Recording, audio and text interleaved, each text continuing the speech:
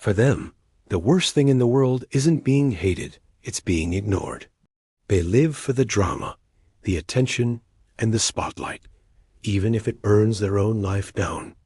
This is the biopic of the attention addiction. Have you ever known someone who seems to live their life like it's a movie, and they are always the main character? The friend who calls you in a panic because their coffee order was wrong, describing it with the same emotional intensity as a scene from a disaster film? Or the coworker who turns a simple project update into a dramatic monologue, complete with grand gestures and a trembling voice? You might be witnessing what psychologists call histrionic need for attention. This isn't just about enjoying the occasional compliment. It's a deep-seated, compulsive drive to be the center of everyone's universe, at all times. Imagine a world where your self-worth is a battery, but it can only be charged by the attention of others. When you're in the spotlight, you feel alive, vibrant, and validated. The moment the audience turns away, the battery dies, and you're left feeling empty, invisible, and worthless. This is the daily reality for someone with strong histrionic traits. Their emotional thermostat is incredibly sensitive. A minor setback, like a delayed package, isn't just an inconvenience. It's a catastrophe. They don't just feel disappointment. They perform it. The tears, the dramatic sighs, the frantic phone calls, it's all part of a production designed to draw your eyes back to them, to make you a supporting character in their tragedy. Why does this happen? It's not because they are inherently bad or manipulative people. Often, this behavior is a coping mechanism learned early in life. Perhaps as a child, they discovered that the only way to receive love or care was to be loud, dramatic, or exceptionally charming. So, they perfected the art of the performance. They learned to be the funniest, the prettiest, the most dramatic person in the room, because that's what got them the validation they desperately craved. This pattern then solidifies into a core part of their personality. Their emotions become tools to capture and hold an audience. They might tell you a story that feels just a little too perfect, a little too rehearsed.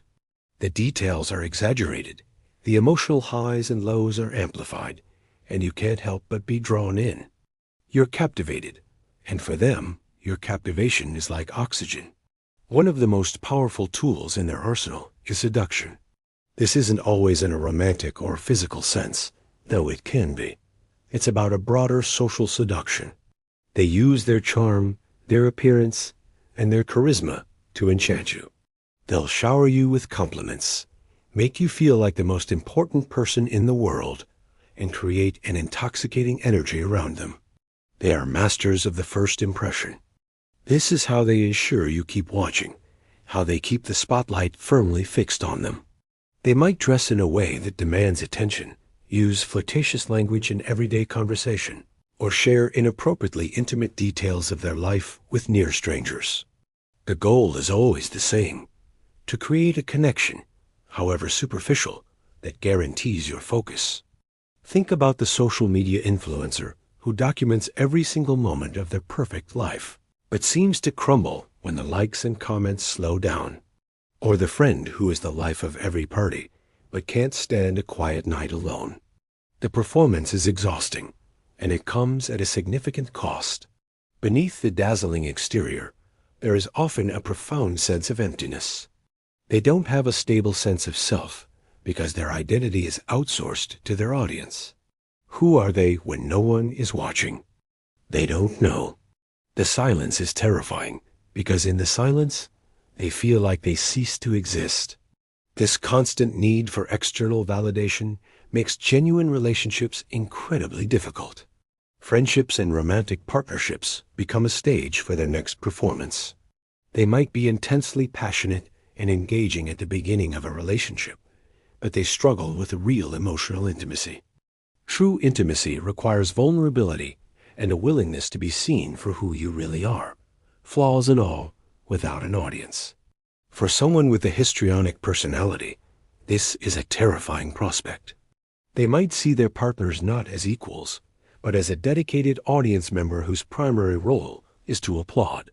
If that applause fades, or if their partner needs support of their own, the person with histrionic traits can become bored, resentful, or even seek out a new audience that will give them the attention they crave. They often experience relationships as a series of dramatic highs and lows. They can idealize a new friend or partner, putting them on a pedestal, only to devalue them dramatically when they fail to meet their impossible expectations for constant attention and admiration. Their friendships can be numerous but shallow. They are great at making acquaintances, but struggle to maintain deep, long-lasting bonds.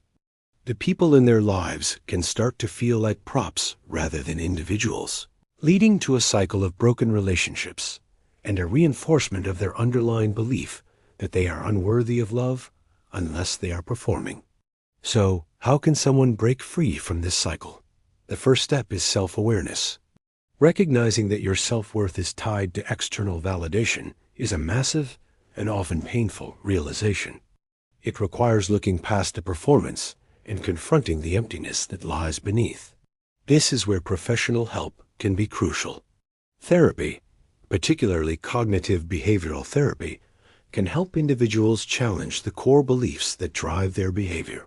They can learn to identify their exaggerated thoughts, regulate their emotions in a healthier way, and develop a stronger, more stable sense of self that doesn't depend on the applause of others.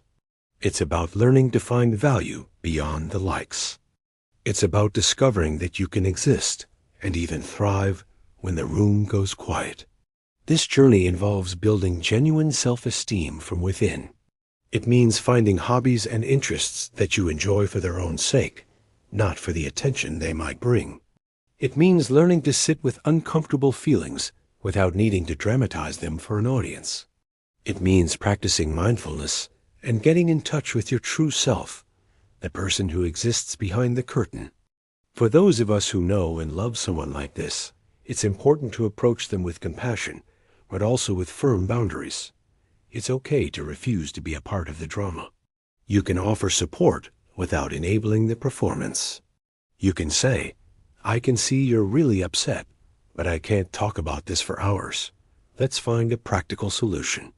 This helps them learn that real connection doesn't require a 5-act play.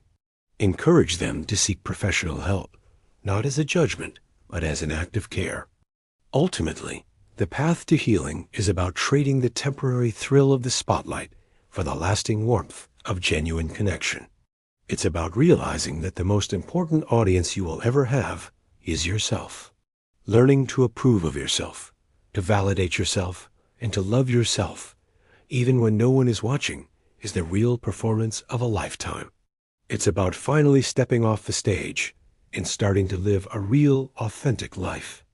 True fulfillment isn't found in the applause of a crowd. It's found in the quiet, steady confidence of knowing who you are. Thanks so much for watching. If this video resonated with you, please consider liking it and subscribing to our channel for more content about understanding ourselves and others better. We'll see you in the next one.